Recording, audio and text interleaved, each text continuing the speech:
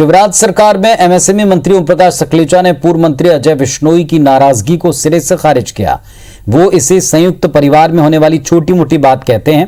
उन्होंने कहा कि हमें कोई नाराजगी नहीं लगती, राजी नाराजगी हालात के हिसाब से चलती रहती है, घाव लगते हैं भरते हैं।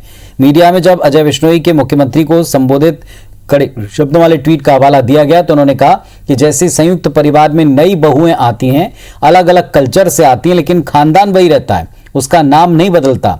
ये एक प्रक्रिया है, नए आते हैं, पुराने रिटायर होते हैं, लेकिन ये सब चलता रहता है।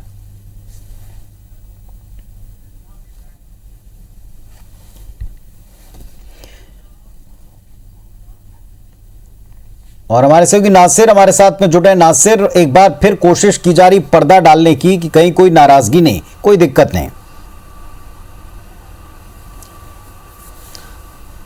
देखिए, भले ही पर्दा डालने की कोशिश कर ली जाए, लेकिन अजय बिश्नोई के ट्वीट इशारा करते हैं कि किस तरह से बीजेपी के अंदर अब एक अंतर्द्वंद पैदा हो गया। जो हालात हमें कांग्रेस के अंदर दिखाई देते थे, क्षेत्रों को दिखाई देते थे, और वही कहीं ना कहीं बीजेपी के अंदर दिखाई देने लगे हैं। और साथ ही ओम प्रकाश सकलेचा ने भी बहुत बड़ी बात कही है। उन्होंने कहा है कि परिस्थितियों के हिसाब से घाव पैदा हो रहे हैं, लेकिन घाव भर भी रहे।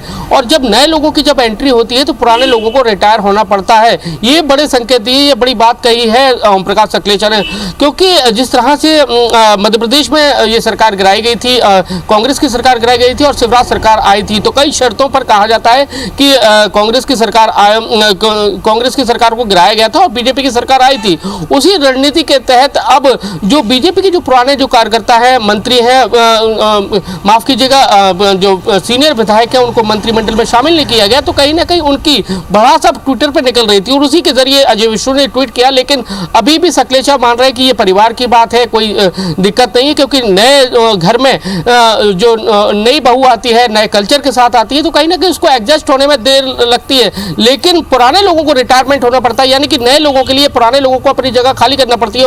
और यही टीस कहीं ना कहीं अजय बिश्नोई के अंदर है, जो ट्विटर के माध्यम से दिखाई दे रही है। चलिए, तो लगातार अजय बिश्नोई अलग अलग मुद्दों पर मुखरता से अपनी बात रखते हैं और कई दफा उनकी बातें संगठन को जवाब देने के लिए या जवाबदेही के लिए सामने उनको लाना पड़ता है। बहुत शुक्रिया आपका फिलहाल इस पूरी जानकारी